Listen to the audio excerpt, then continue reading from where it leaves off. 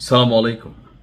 খুবই চাঞ্চল্যকর তথ্য এবং ইতিমধ্যে আপডেটটা আপনারা পেয়ে গেছেন যে ভারত থেকে বাংলাদেশে ডক্টর ইউনূস সরকারের আমলে সর্বশেষ যে হত্যাকাণ্ডটি নিয়ে নানান আলোচনা হয়েছে, সেটা বাংলাদেশ ক্ষুব্ধ হয়েছে, রাগ হয়েছে, গোস্বা হয়েছে, অর্থাৎ শরীফ ওসমান হাদির হত্যাকাণ্ডে।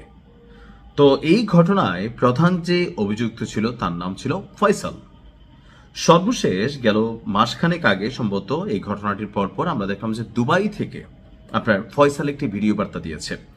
এমনকি ভিডিওতে সে দাবি করেছিল যে সে আসলে দুবাইয়ে আছে, আর কিভাবে সে এসেছে এই সম্পর্কে কিছু বক্তব্য দিয়েছিল, আর বলছিল যে ভাই এই ঘটনার মূল মাস্টারমাইন্ড আমি না, বা আমি ঘটনা ঘটাইনি, এটা সরকারি খাতা থেকে খরচ করা হয়েছে হাদিরে। তো যাই হোক, এই হাদির যিনি হত্যাকাণ্ডের অভিযুক্ত আছেন শুটার ফয়সাল করিম এবং তার সহযোগী আরেকজন আলমগীর, এই দুজনকে গ্রেফতার করা হয়েছে। তবে এই ক্ষেত্রে সম্পূর্ণ ক্রেডিটটা যায় ভারতের পশ্চিমবঙ্গের যে পুলিশ বাহিনী আছেন তাদের উপর। গতকালকে পশ্চিমবঙ্গ পুলিশের স্পেশাল টাস্ক ফোর্স এক বিবৃতিতে এই তথ্য জানিয়েছে। বলা হচ্ছে যে গোপন সূত্রে এসটিএফ খবর পায় বাংলাদেশের চাঁদাবাজি, খুনসহ একাধিক গুরুতর অপরাধ করার পর দুইজন বাংলাদেশি নাগরিক আপনার দেশ থেকে পালিয়ে অবৈধভাবে ভারতে অনুপ্রবেশ করেছে। বর্তমানে বনগাঁ সীমান্ত এলাকায় আশ্রয় নেওয়ার চেষ্টা করছে।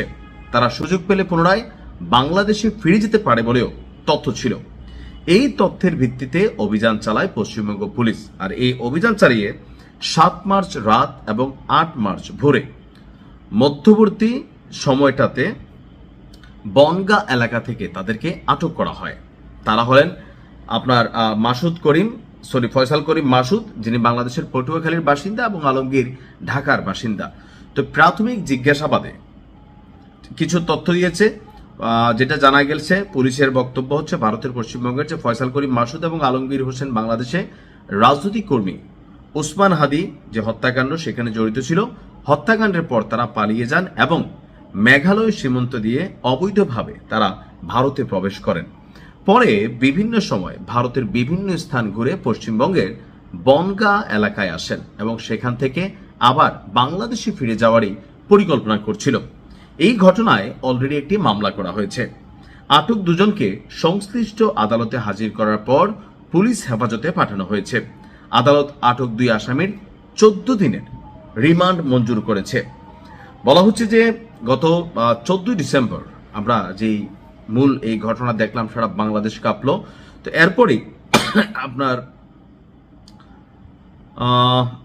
পালিয়ে গিয়েছিল ময়মনসিংহ সীমান্ত দিয়ে। তারা দুজন কোন সীমান্তে পালাইছে?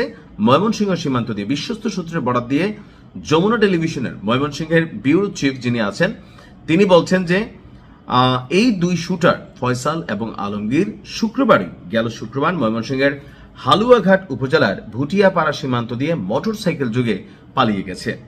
ঘটনার পরপরই একটি প্রাইভেট কারে প্রথমে মিরপুর থেকে আশুলিয়া, পরে গাজীপুর হয়ে ময়মনসিংহে ঢুকেন। ময়মনসিংহে এসে সেই প্রাইভেট কার তারা আবার পাল্টে ফেলেন।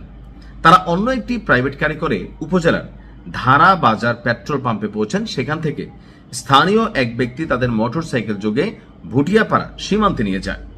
স্থানীয় ওই ব্যক্তিকে এখনো আটক করতে পারেনি পুলিশ। তবে সেই সীমান্ত এলাকায় অবস্থান করা অন্য যে 2 জন ছিল তাদেরকে পুলিশ আটক করেছে। তাদের কাছ থেকে তথ্য নিচ্ছে। তাদেরকে সীমান্ত পার করে ভারতে পাঠিয়ে দেওয়া হয়। পরে ভারত থেকে আরেকজন তাদেরকে রিসিভ করে নেয়। এখন তার কাছ থেকে আসলে কি স্টেটমেন্ট আসে সেটা শুনলে আমরা হয়তো আর একটু ক্লিয়ার হব।